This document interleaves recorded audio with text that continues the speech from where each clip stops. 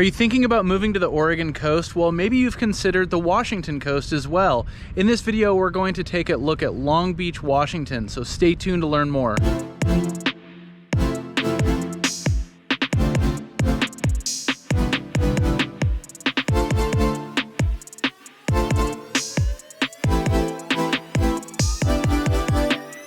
Hey, what's up everybody? This is Paul Clem with the Home Team Brokers coming to you from Long Beach, Washington today. So obviously this channel is living on the Oregon coast, but we're in the Pacific Northwest. We have neighboring Washington State just to the north.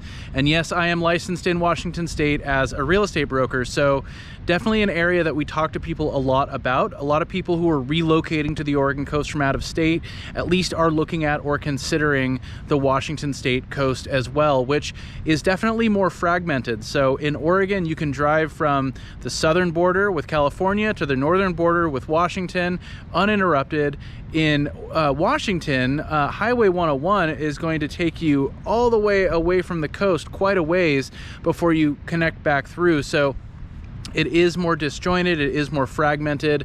The scenery is definitely different. The real estate market is a little bit different. Now, Long Beach is really the next town north from Astoria. So you go over the big bridge and then you get into Ilwaco. There's some other small towns there, but really Long Beach is the first big town that definitely attracts people who are looking to live the coastal lifestyle. So in this video, we're going to go all around Long Beach, talk about Long Beach, what Long Beach has to offer, the pros and cons, the cost of living, what the real estate market is like, and much, much more. Now, if this is your first time to the channel or you've been here and you haven't already and you want to get more videos like this, make sure to hit the subscribe button and tap the little bell to get notified every time we drop a new video. And we've helped so many people relocate to Oregon and move to the Oregon coast and the Washington coast as well.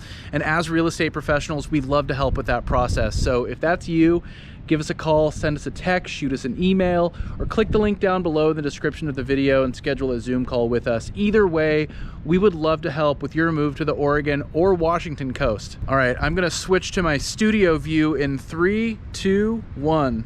All right, so let's talk about Long Beach, Washington. So Long Beach, Washington, like I mentioned, is just north of Astoria across that big bridge. So it's about 20 miles, maybe about 20 to 30 minutes if you're coming from Astoria to get to Long Beach. Now, Long Beach itself is on the Long Beach Peninsula, so there's about a dozen towns and villages throughout this stretch.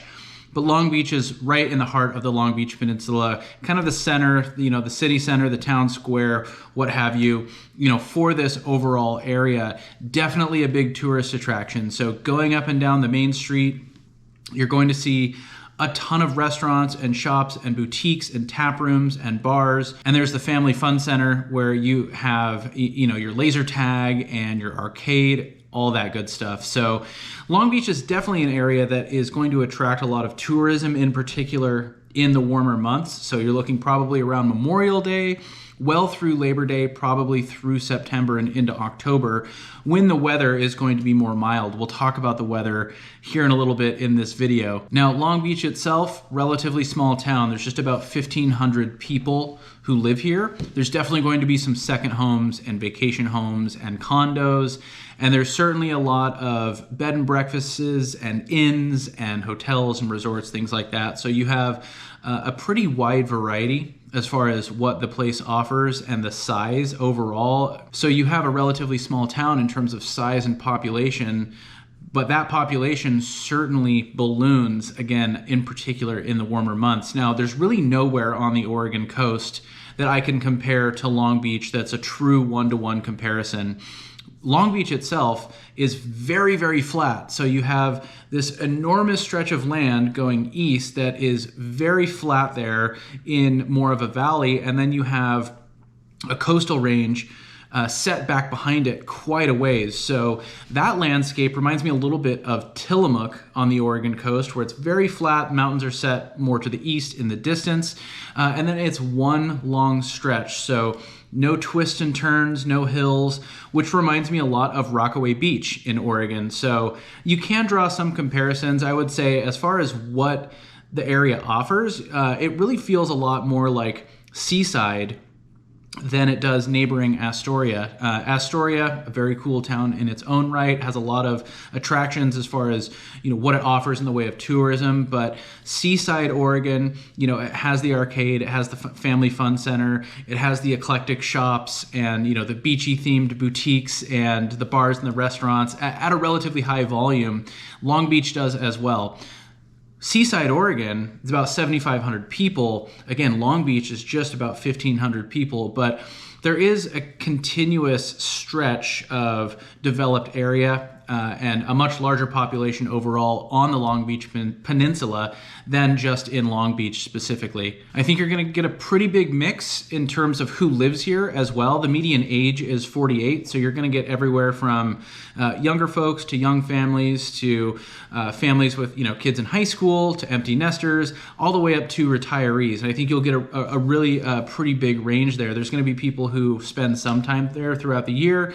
This is like a second home or kind of a snowbird, type situation. And there's going to be a fair amount of full-time residents as well.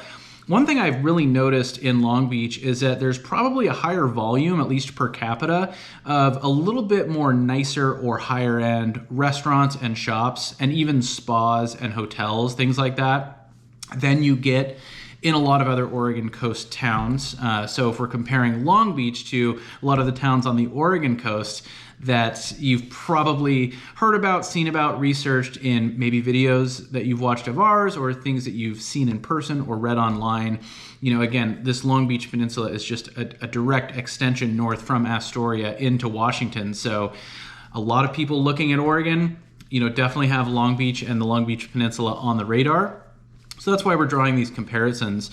But again, probably a little bit more, again, at least on a per capita basis in terms of higher end offerings, and just a lot of restaurants overall. So a lot of great places to eat, a lot of places to shop. You have a pretty long stretch of this main street where, again, there's really is a lot to do, whether you are visiting there, as far as tourism, or if you are living there full time. Now, even though Long Beach is in Washington, you're probably drawing more people or a higher volume of people from the Portland metro area. So from Portland or the Vancouver area in Clark County, it's just a direct shot west. So probably getting a lot of people coming in from the Portland metro area, but I know a lot of people from Seattle and other parts of Western Washington visit Long Beach as well. So it really is a big destination as far as getting out to the coast if you are going to the beach in Washington. This area has a ton of history, in particular as it pertains to the Lewis and Clark expedition, and then over the years, just